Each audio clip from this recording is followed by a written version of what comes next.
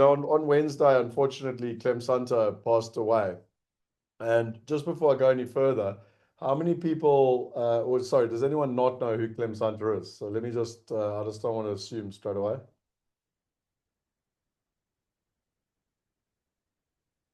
Shimon doesn't know. Okay, anyone else?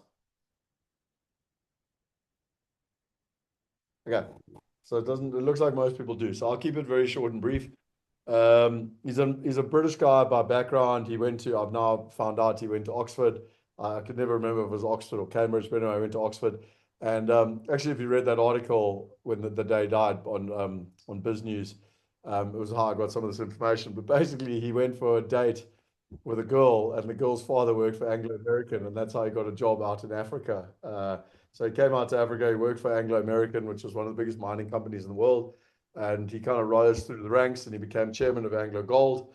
And in simple terms, in the late 80s, as South Africa was kind of coming out of apartheid, they did all this scenario planning. Anglo American did all the scenario planning around what should they do for their business. He went and learned from some of the best in the world, specifically a guy out of Japan. And the whole thing with scenario planning is you take different scenarios, like no future is guaranteed. So you take different scenarios and then you got flags. So as an example, if something happens, then there's more probability or less probability. And then finally you got probability. So like as an example, in South Africa right now, he spoke about the high road and the low road, or he actually had modern names for it. But in simple terms, he gave it a 50-50 probability, and it came down to the elections and how the elections went. So the elections would be a flag, the probabilities are the percentages, and the different scenarios are what can happen in the world. And from the early 90s, he actually came up with a scenario for South Africa around the low road and the high road. And the low road was basically the country falls apart and ends in civil war, and the high road is where everyone works together and builds a great country. And it was embraced by Nelson Mandela, and it actually became part of the whole narrative in the 90s. And he probably became one of the most respected people. I don't know what people's opinions are. I'd love to know Alan and some of the other people who've been in the business community here, but I would say he's certainly in the top 5 to 10 most respected people in South Africa. And then from there, they actually went global, and they wrote a book, and they predicted as one of their scenarios that America would get attacked in a terrorist attack, and then 9/11 happened, and the FBI and the CIA and everyone got involved, which then put him on the global stage. And from there, he actually lectured at Harvard. He got involved with the Chinese government, helping them with their economic changes, and became, not just a South African hero, but actually a global strategist and scenario planner, and is very well known all over the world. And yeah, so the story for me personally was that I'd watched him present for about 5 years. I thought his stuff was amazing, but I also figured, what the hell's the point of going to the talk and not actually like using the information to make better decisions? So I built a model, a four-dimensional model, so that I could take his scenarios and I could make better decisions on where to invest. And I was presenting at I don't know if you know Irwin Ruder, it's the top property conference in the country, and I was presenting there as well. And I finally puckered up the courage. It had been about a year to share the model with him. And that was a Tuesday. And then on the Thursday, we were in Cape Town. And I heard him over saying to someone, like, wow, this young man had this model. I really like to talk to him. I went back up to him, and he was so kind and appreciative. And he said that model is something you need to share with the world. And if you do, I'll endorse it. And you need to write a book. So that's where Property Going Global came from. Because when Clem Sunter or Robert Kiyosaki or Richard Branson basically tells you to write a book and they're going to endorse it, you write a book. It's just that simple. So he actually wrote chapters 4 and 5 for me, and he helped me build the entire model. And although I had the kind of the principles of the model, he actually helped me make it a lot more user friendly and everything in between. So I did show this on Wednesday night, but I'll show it again quickly. I do go through all these models, just by the way, when we do Wealth Going Global. So I'm not going to sit here and explain how it all works, but this was the model. Am I showing my screen? No. This was the model here that effectively was the principle behind the whole book. So we call it the global property system. And to this day, this is relevant basically. So you've got the fundamentals of property, economic risk, value, population growth, supply and demand, rule of law, which makes up the risk index. And then you've got the return with income yield and capital growth. You'll notice a 70-30 weighting there, because I believe income is more important than capital growth. But basically, you go out and you get the research from all over the world, which, by the way, this book was not just the model, but it was telling you where to go and find all the information. And then once you've got that, it actually helps you know where to invest. So we started off in residential, and then we took that into commercial, and this system, which is the GPS, the global property system, actually then evolved into GIDS, which was the global investment due diligence system. And the final two pieces or three pieces of this puzzle, one was back as far, I don't actually remember when I first started doing webinars with him, but it would have probably been, in hindsight, it probably would have been, I actually don't know if it was before or after 2013, but it would have been around there. And in those days, no one was doing webinars, like literally, virtually no one was online.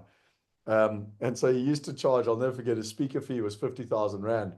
But for webinars, he did it for me for free because he didn't know that he didn't believe that people would sit at home and that he could do it from his house. So I used to have my whole team go, or not my whole team, one of my people go out to his house. He first lived in Simonstown, then he lived in Somerset West. And they would literally go out and like put a laptop in front of him and put the camera on. All he had to do was talk, because he's never had PowerPoint or anything. And anyway, so we made it really easy. And then obviously COVID came, and then everyone went online, and then he started charging me for online, which was a bit of a pity. But still, it was peanuts in comparison with what most people would pay.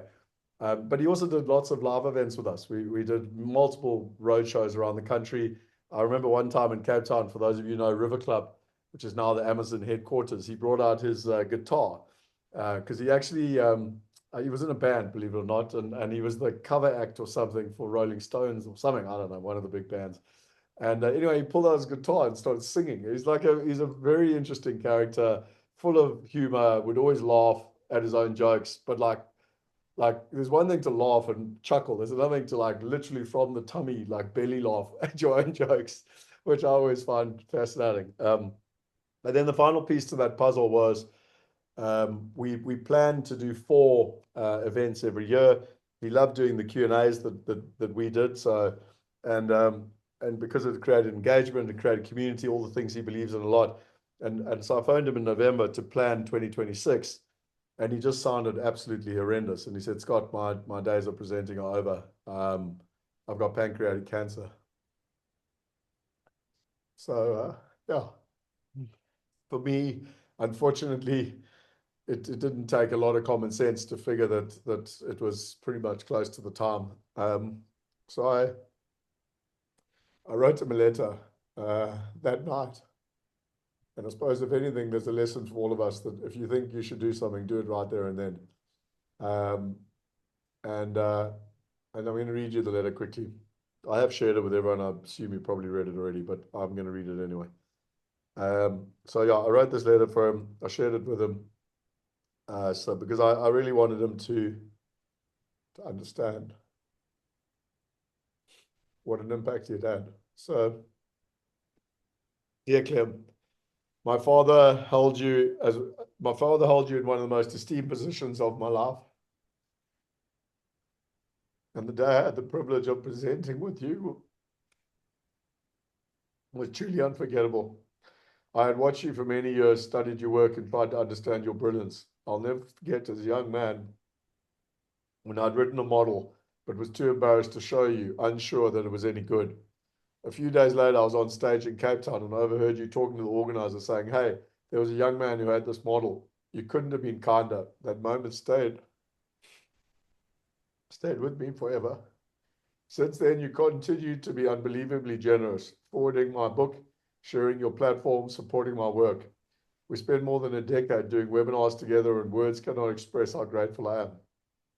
Not only for everything you contributed to South Africa and the world, but also for the profound impact you had on me and my community.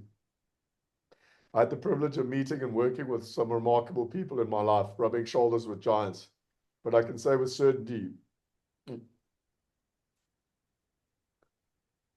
you're the kindest one I've ever met.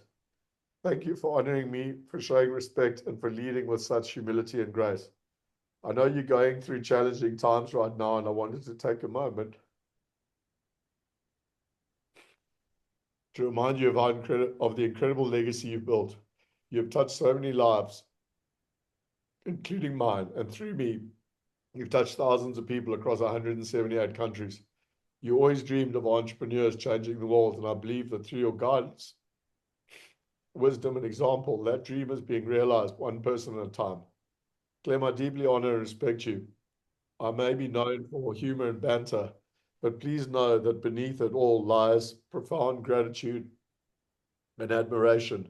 No matter where life leads us from here, I want to understand the scale of your impact and the lasting legacy you've created. Men like you are few and far between. You'll never be forgotten. Thanks for your kindness. Thank you for your respect. And thank you for sharing your extraordinary gift with the world. With deepest gratitude and respect, Scott.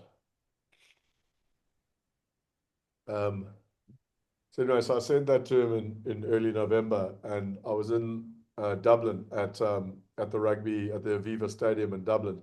I was dressed like a Zulu warrior, and this guy came running up to me and was like, "Hey, you Scott Picken."